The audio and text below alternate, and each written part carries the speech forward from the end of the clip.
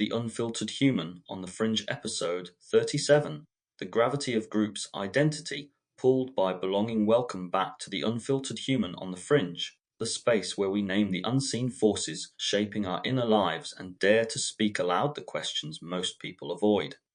We're in the heart of the relational arc, mirrors, bridges, and boundaries, a journey through the fragile yet powerful spaces that live between self and other. So far, we've explored how relationships act as mirrors, how connection can feel like both a bridge and a wall, and how harmony sometimes comes at the cost of authenticity. Today, we turn towards something even more magnetic, the pull of belonging. Groups don't just gather us, they shape us. They tell us who we are, what to value, and even how to see the world. Sometimes this belonging feels life-giving, like finally finding a home. At other times, it feels suffocating, like wearing a costume that never quite fits. In this episode, we'll explore the gravity of groups, the ways communities mould our identity, the subtle power of conformity, and the complex dance between safety and selfhood. You'll hear personal reflections on losing and gaining self through different communities, along with psychological insights into the theories of social identity, collective effervescence, social loafing, and the hidden costs of groupthink. Belonging is one of our most profound human needs, but it comes at a cost. The question is, how much of ourselves are we willing to pay? So let's begin. The gravity of groups, identity pulled by belonging. There's a certain gravity that comes with being part of a group. At first, it feels light, an easy orbit around others who share your values, interests, or struggles. But the longer you stay in the field of that gravity, the more you notice how it shapes your movement, your language, even your sense of who you are. Belonging is deeply human. It can give us strength and safety, yet the same force that binds us can quietly bend us away from our truest selves, the pull of the crowd. This first part explores how groups begin to shape identity, sometimes in ways that uplift us, and other times in ways that blur the line between me and we. We'll look at how collective energy can sweep us into unity, but also how responsibility can dissolve when no one wants to stand apart. Themes and attributes collective energy. The powerful, almost electric atmosphere that arises when groups unite around a shared emotion or cause. Identity shaping. The subtle ways groups influence how we see ourselves and what parts of us we amplify or silence. Diffusion of responsibility. The tendency to step back when we assume someone else in the group will step forward. Authenticity versus alignment. The tension between staying true to yourself and adapting to fit in. Personal reflection. I've experienced this pull most strongly in community settings, both online and in person. There was a time I became involved with a local group where the atmosphere felt almost electric. Every meeting carried this sense of shared purpose, like we were contributing to something bigger than ourselves. The energy was intoxicating. I remember walking home afterwards feeling buoyant, more connected than I had in years. But that same space also revealed its shadow. In moments where I felt uncertain about a decision or direction the group was taking, I noticed how reluctant I was to speak up.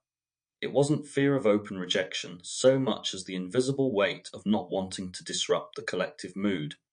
The group's energy was so strong that questioning, it felt like stepping outside the warmth of the fire into the cold.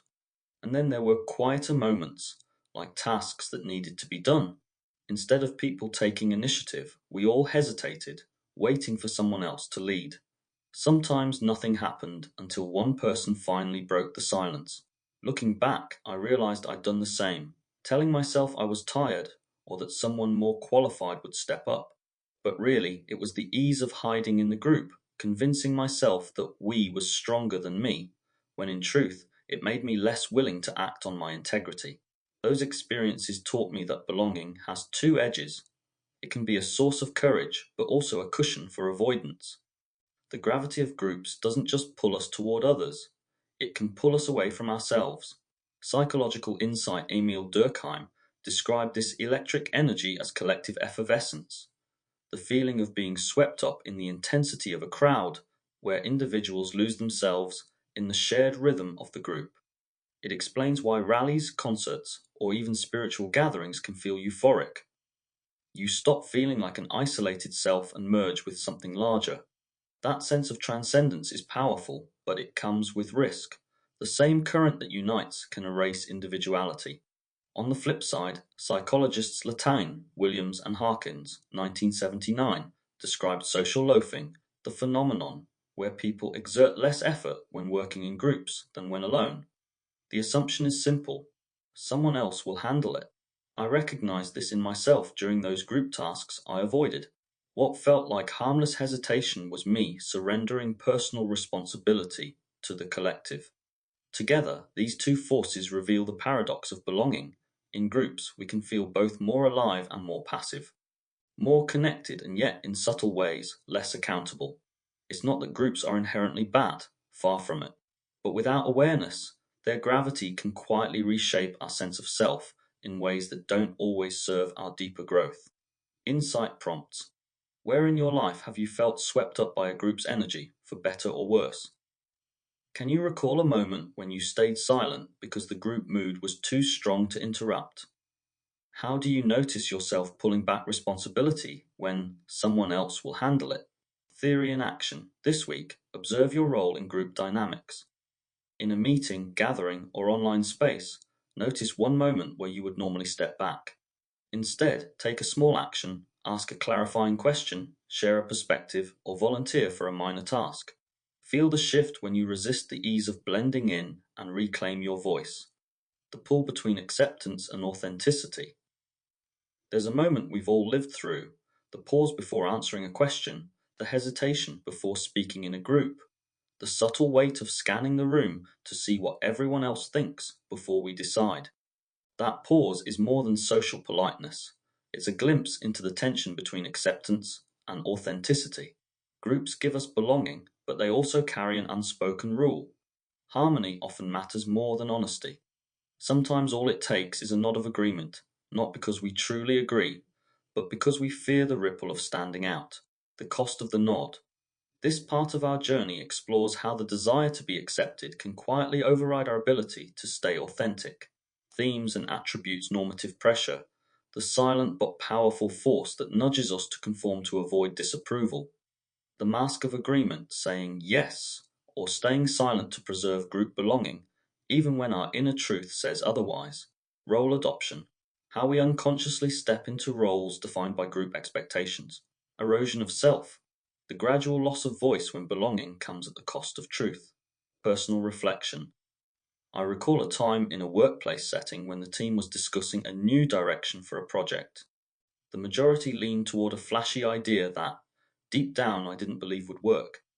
Every part of me wanted to raise my hand and say, "This isn't sustainable," but the room was full of enthusiastic nods and affirmations. I remember catching myself rehearsing the sentence in my head, then swallowing it down when I realized no one else was breaking the rhythm.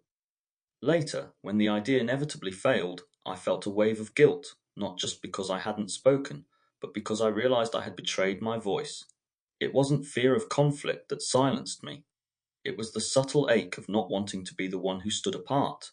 That same dynamic has played out in smaller ways too, in social circles, where I laughed at a joke I didn't find funny, or where I kept quiet when conversations took a turn I didn't align with. Each moment seemed trivial, but collectively, they taught me how quickly belonging can override truth if I'm not careful. Those experiences left me with a question I still wrestle with. When I go along with something, am I choosing connection or am I abandoning myself? Psychological Insight Solomon Ash's famous conformity experiments, 1951, showed just how deeply normative pressure influences behavior. Participants, faced with a group confidently giving wrong answers to a simple line matching task, often chose to agree with the group rather than trust their own eyes. It wasn't ignorance, it was the deep discomfort of standing alone against the majority. In everyday life, that same mechanism whispers in our choices. We nod along, even when our internal compass points elsewhere. The Ash experiments remind us that authenticity often requires tolerating the sting of non acceptance. This ties into role theory, Mead, Goffman, which suggests that much of our behavior in groups isn't just about personal choice, but about unconsciously performing roles others expect of us. At work, I often found myself stepping into the role of team player, even when my instincts said otherwise. Socially, I sometimes became the easygoing one, masking disagreement to avoid tension. These roles weren't false versions of me, but they often became masks that concealed what I truly thought or felt. Together, these insights highlight the fragile line between belonging and betrayal, belonging to the group versus betraying ourselves. Insight prompts. Can you recall a time when you agreed outwardly while disagreeing inwardly? What did it cost you? Which roles do you find yourself slipping into in groups? Are they expressions of your true self or masks that protect acceptance? How do you distinguish between genuine harmony and silent conformity? Theory in action. This week, practice naming your role. In your next group setting, pause and ask yourself, what role am I playing right now? Am I being the caretaker, the joker, the peacemaker, the rebel? Then ask, is this role true to what I think and feel, or is it simply keeping me safe? Even if you don't change your behavior in that moment, simply naming the role creates awareness, and awareness is the first step toward reclaiming authenticity in the face of group gravity. When belonging becomes identity, we often think of identity as something we build alone, a patchwork of experiences, choices, and beliefs that belong to us. But the truth is far messier. Who we are doesn't just grow in solitude, it is constantly being shaped, affirmed, and sometimes distorted by the groups we belong to. In a crowd, we don't just find safety, we also find a mirror that tells us who we are allowed to be. Over time, those reflections can become so familiar that we stop questioning whether they reflect truth or simply expectation. When we lose ourselves in belonging, we risk adopting a we so fully that we forget the I beneath it, the shaping force of the crowd. This part explores the way groups don't just influence what we say or do, but they can rewrite the very story we tell about ourselves. Themes and attributes identity through belonging. How groups offer us ready made definitions of who we are. Self categorization. The unconscious habit of aligning ourselves with in groups and defining ourselves against out groups. Fusion of self and collective when I becomes inseparable from we. Erosion of nuance. How individuality blurs when group identity becomes the dominant lens. Personal reflection. There was a period in my 20s when I became deeply invested in a particular online community. It was a space where people shared ideas, questioned mainstream narratives, and offered each other a sense of belonging against the wider world. At first, it felt liberating, like I had finally found people who understood me. But after a while, I noticed something strange. My language began to shift. I started repeating phrases and adopting frameworks that weren't truly my own. I caught myself policing my thoughts, asking, will this fit what the group believes? Rather than, is this what I believe? When I stepped back, I realized I had begun to merge my identity with the collective. I wasn't just part of the group. I had allowed the group to define who I was. It was both intoxicating and frightening. On the one hand, it gave me a sense of belonging I craved. On the other hand, it left me uneasy, as if I had traded my compass for a borrowed one. That tension between safety and self has stayed with me. Groups can provide clarity, but they can also blur the lines of individuality. Psychological Insight Social Identity Theory, Tajfel and Turner, 1979, explains this dynamic. It argues that much of our sense of self doesn't come from personal traits, but from the groups we identify with. We divide the world into in groups, us, and out groups, them, and our self esteem rises or falls based on the status of those groups. Closely linked, self categorization theory, Turner 1987, shows how we shift identities depending on context. In one setting, I might see myself as an individual with unique views. In another, I might dissolve into the collective, speaking with the voice of we rather than I. That was exactly what happened in the online space I described.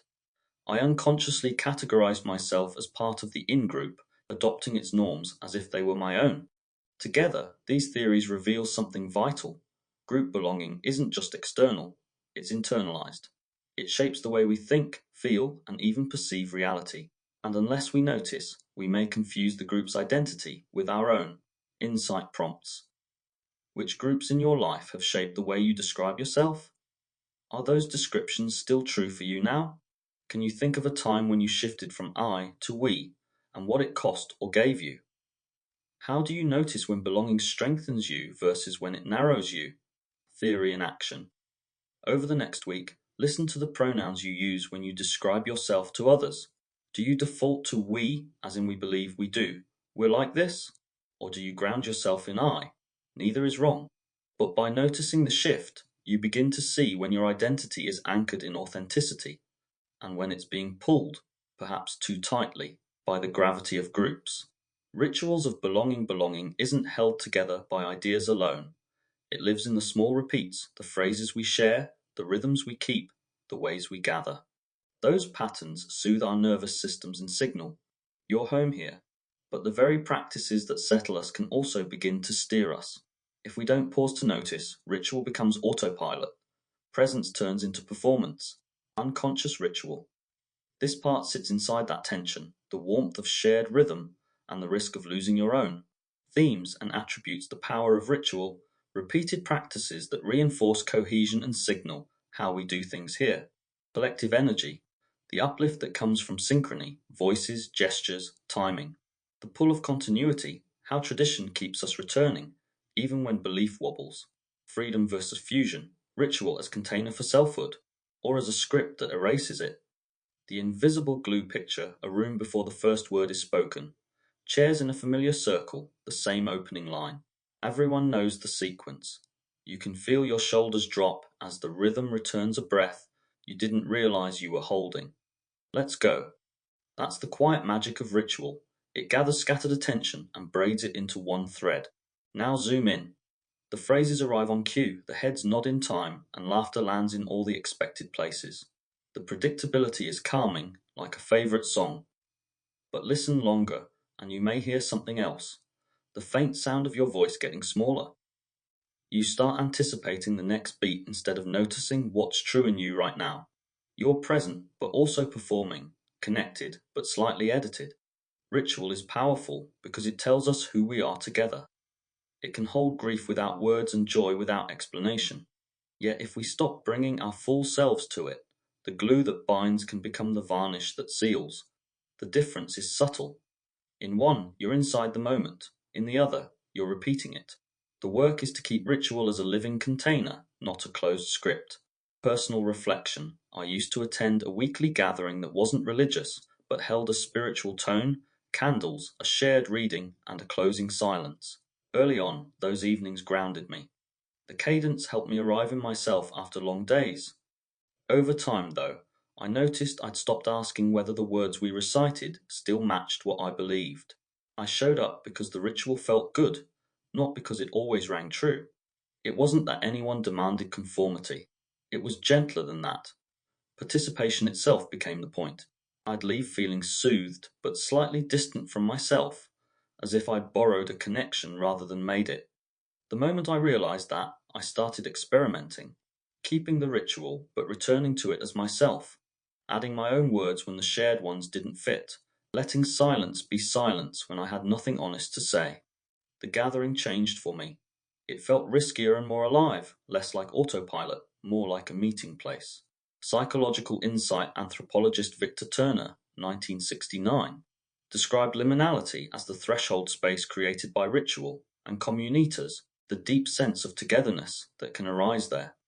In liminal space, usual roles soften. People feel bonded, equal, open. That's the good gravity of ritual. It invites authenticity by loosening the everyday masks. Sociologist Randall Collins, 2004, adds that interaction ritual chains, repeated, emotionally charged gatherings generate emotional energy, confidence, solidarity, a sense of moral rightness. I've felt that charge in groups I've joined. It's the lift that carries you home. But there's a shadow. When the chain becomes an end in itself, members may prioritize keeping the emotional high over telling uncomfortable truths. I caught that in myself, staying on script to preserve the feeling, even when my inner voice wanted something different. The distinction that helps me is simple: ritual as container versus ritual as script. A container holds what is alive now, a script demands the same line again. When I remember that, I can keep the circle and keep myself, bringing my full presence to the shared form, instead of letting the form stand in for presence. Insight prompts. Which rituals in your life, meetings, meals, messages, weekly gatherings, genuinely help you arrive and which ask you to perform? When have you noticed yourself prioritizing the feeling of togetherness over saying what's true? If you kept the form but brought more of you to it, what would change? Theory and action. At your next recurring ritual, team stand up, community circle, or family routine, do one small thing that reintroduces living presence. Add one honest sentence in your own words, ask a fresh question instead of the usual one, or allow a beat of silence before the next expected line. Notice whether the container stretches to include you and how your body responds when the ritual becomes real again, the weight of the crowd. There is a gravity to groups.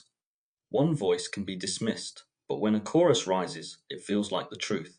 Numbers carry weight, and being swept up in collective momentum can feel both exhilarating and unsettling. This part looks at how crowds shape us, how agreement amplifies certainty, how responsibility can dissolve into the mass, and how courage or silence can spread from one body to many. Themes and attributes the magnetism of majority, when consensus makes us trust what we might doubt alone, the disappearance of the individual, the comfort and risk of losing the I in the we, the energy surge of togetherness, how crowds can spark courage we wouldn't find alone, the drift of responsibility, why group settings make it easier to avoid personal accountability. When the room decides for you, there are moments when the choice we make doesn't feel like our own. We enter a room uncertain, but as we look around at the nods, the raised hands, the murmurs of agreement, our bodies lean before our minds do. The decision belongs to the room, and suddenly, so do we. The energy of a group can be intoxicating. Think of a protest, a concert, a stadium crowd, the way voices swell together into something bigger than any individual. In those moments, we feel alive, connected, part of something vast. But that same energy can turn suffocating. A group can silence as easily as it can empower, pressing us to conform, to mute ourselves for the sake of cohesion. The paradox is clear. Groups can give us courage, but they can also take away our clarity. They can teach us to act boldly, or they can nudge us into compliance we don't fully believe in. Teehee question is never just, what do I think? But also, what is the group asking me to think? And am I awake enough to know the difference? Personal reflection. I remember being part of an online forum that claimed to be about free thinking and critical questioning. At first, it felt like oxygen. Here were people willing to say what others wouldn't, to explore ideas most dismissed. I joined in with excitement, finally feeling less alone in the way I saw the world. But slowly, I began to notice something. Whenever someone challenged the group's consensus, even respectfully, the tone shifted. Replies turned sharp, dismissive, or mocking. It was clear that free thinking only applied if your thoughts lined up with the collective mood. I caught myself hesitating before posting, softening words, censoring doubts, staying quiet when I wanted to speak. I told myself it wasn't worth the conflict, but underneath I knew I was afraid of being cast out. This was disorienting because part of me still loved the validation. Belonging felt good, but I also felt the cost. In order to stay, I had to edit who I was. Eventually, I left. And though it was uncomfortable, like walking away from a campfire into the dark, I realized I'd rather risk solitude than surrender my voice to an echo.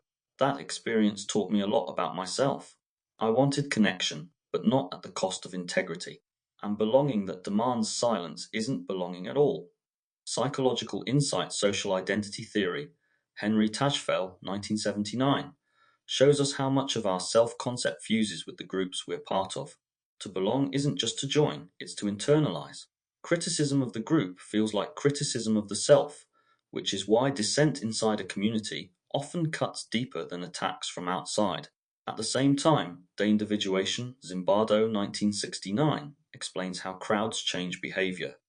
When we're submerged in a group, anonymity and shared emotion can reduce self-awareness, leading us to act in ways we wouldn't alone. Sometimes that means courage, joining a march, speaking up with support at our back. Other times it means cruelty, saying things online under the protection of numbers. In my online forum experience, I felt both dynamics, the pride of belonging and the fear of being singled out, the safety of numbers and the subtle silencing of self. It's a reminder that the crowd isn't just out there, It becomes part of us, which is why awareness is crucial. To belong is human, but to stay conscious within belonging, that's where integrity survives. Insight prompts. Can you recall a time when you softened or silenced yourself to stay aligned with a group? Which communities give you the courage to be more yourself, and which ask you to be less? How do you tell the difference between agreement that's genuine and agreement that's compliance? Theory in action. This week, pick one group you're part of, a workplace, friendship circle, or online community. Pay attention to your impulses when conversations heat up. Do you speak more freely, or do you hold back? Try voicing one small, honest thought you'd usually keep quiet. Notice both how the group reacts and how you feel in your own body. The cost of belonging always comes with a price. Sometimes it's small, adapting to new slang, shifting how we dress, or laughing at jokes we don't find funny. Other times it's heavier, the suppression of our values, our voice, or even our identity. Groups offer comfort and connection, but they also demand loyalty and often conformity. This part explores the subtle trade-offs, what we give up to remain inside, and what we regain when we dare to step out.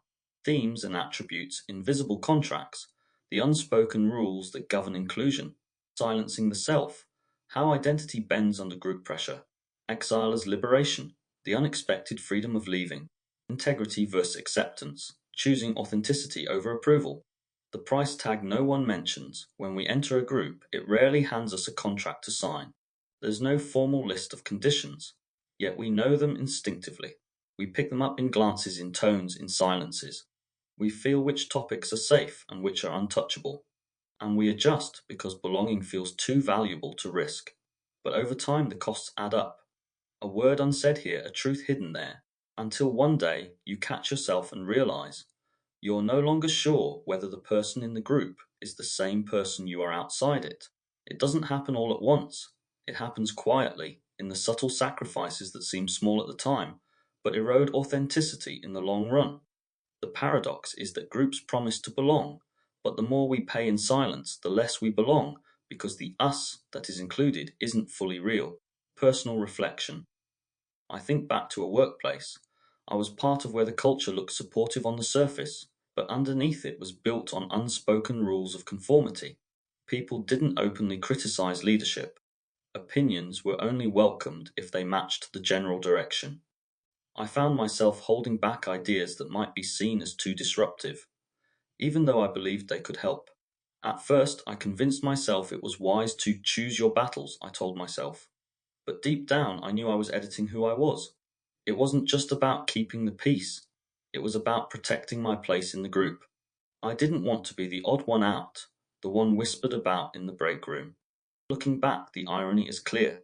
The very sense of belonging I was protecting wasn't real, it was conditional. And in protecting it, I was slowly losing the parts of me that made me feel alive and creative. Leaving that environment was scary, but it was also like breathing fresh air again. I realized that real belonging isn't about fitting in, it's about being seen. And if being seen requires distortion, then it doesn't belong at all. Psychological insight psychologist Abraham Maslow famously placed belonging at the center of his hierarchy of needs.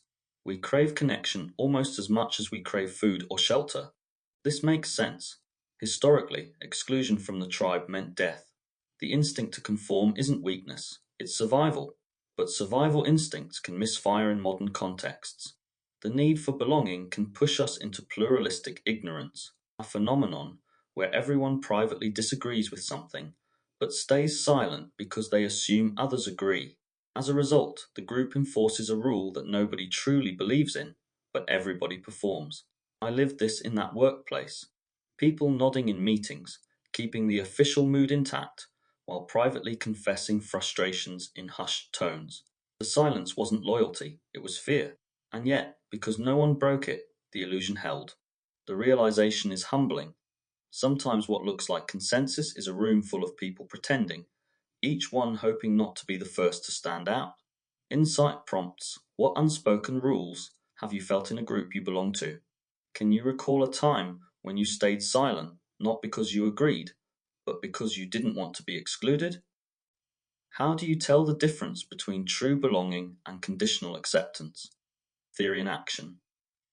This week, notice one small way you bend yourself in group settings, whether it's softening a statement, laughing when you don't feel like it, or staying quiet on something that matters to you. Experiment with gently holding your ground in just one of those moments. It doesn't have to be confrontational. It can be as simple as voicing your thoughts honestly. See what happens when you risk showing up as yourself. When groups break, who are we? Groups don't last forever. Communities fracture, friendships dissolve, movements splinter. When they do, it's not just the group that shifts. Our sense of self is shaken too. If belonging has shaped who we are, then losing it can feel like losing ourselves. This part explores what happens when groups collapse, or when we step away. The grief, the freedom, and the chance to rebuild identity on our terms. Themes and attributes fractured foundations. The identity crisis that comes with leaving. The ghosts of the group, how old norms linger even after we're gone. Liberation in exile, the creative space outside conformity. The self beyond the tribe, rebuilding identity independent of belonging. The afterlife of belonging, when a group ends, it doesn't disappear neatly. It echoes inside us. The way we speak, the opinions we hold, even the habits we don't question, they carry traces of where we've been. A disbanded community doesn't vanish. It leaves an imprint, like the shape of a ring pressed into the skin long after it's removed. Some people stay trapped in those old patterns, repeating them even when the group no longer exists. Others use the break as a turning point, a chance to examine what they want to carry forward and what they want to leave behind. Both paths reveal something crucial. We are never just individuals. We are mosaics of the groups we've belonged to, the roles we've played, and the stories we've inherited. The challenge is learning how to honor that influence without being imprisoned by it. Personal reflection. I remember leaving a spiritual group I was deeply involved in for several months. At the time, it gave me structure, language, and a sense of community I'd been missing. But when cracks began to show, dogmatic teachings, pressure to conform, I realized it was time to step back. The strange part was what happened after. Even though I was no longer attending, I caught myself thinking in the group's terms, editing my choices based on their old standards. It was as if their voices lived rent-free in my head. I wasn't just leaving a group. I was unraveling a whole layer of identity that had attached itself to me. It took months before I could separate my own beliefs from what I'd absorbed. Yet in that process, I found something precious, the freedom to choose again, to rebuild not from borrowed voices, but from my own. Walking away was painful, but it gave me back my authorship, and in hindsight, I see that the end of one belonging was the beginning of a truer one, belonging to myself. Psychological insight sociologist Emil Durkheim, who coined the term collective effervescence, also warned of the opposite, anomie, a state of normlessness that occurs when social structures collapse. Anomie is not just loneliness, it's the disorientation of losing the rules that once guided behavior. People often describe it as freefall. I experienced a taste of this by leaving that spiritual group. Without the shared rituals and common language, I felt both lost and oddly exposed. This mirrors what psychologists describe as role exit, the process of leaving behind a role central to identity, e.g., student, member, leader. Role exit isn't just about changing behavior, it reshapes the self. The transition is difficult because identity and community are intertwined, but research on post-traumatic growth shows that, in the long run, loss of belonging can create a more resilient, flexible identity. It forces us to ask, who am I without the group? What values are truly mine? The very fracture that feels destabilizing can also open the door to authenticity. Insight prompts. Can you recall a time when leaving a group left you disoriented? What ghost rules lingered even after you were gone? How did that departure change your sense of who you were? If you could consciously choose which parts of that group to carry forward and which to leave behind, what would you keep? Theory in action. If you've stepped away from a group, recently or years ago, take some time to reflect. Write down 3 things you gained from it and 3 things you lost. Then ask, which of those gains can I still hold on to independently? Which of the losses created space for growth? By reframing departure as transformation, we learn that leaving doesn't have to mean emptiness. It can mean renewal. The group or the self-belonging is both anchor and weight. It can ground us in shared purpose, or it can tether us to patterns that aren't truly ours. Groups give us language, identity, and solidarity, but they can also take our voice if we're not careful. The gravity of groups is real, but so is our capacity to step outside their orbit and rediscover who we are without them. When we learn to hold belonging lightly, to cherish the connection without surrendering the core of ourselves, we find a balance that is both freer and truer.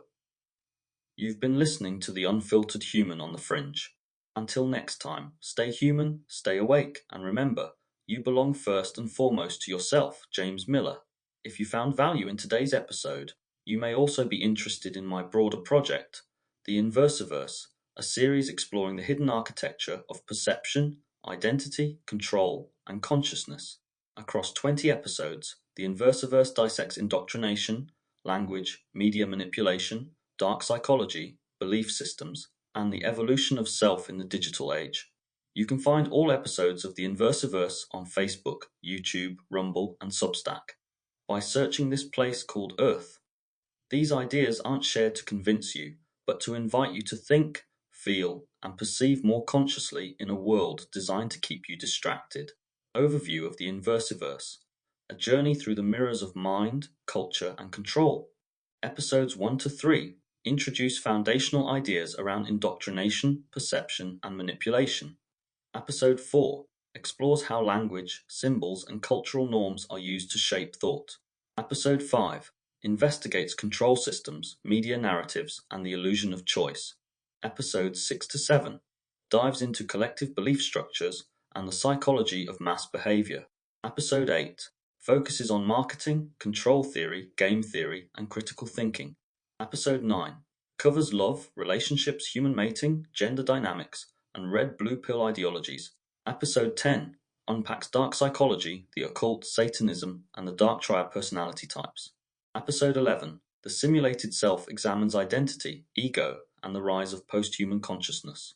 Episode 12 The Spell of the Mind inquires into language, illusion, and physiology of thought. Episode 13 Conscious Seduction journeys through persuasion, propaganda, and the unseen forces of the mind.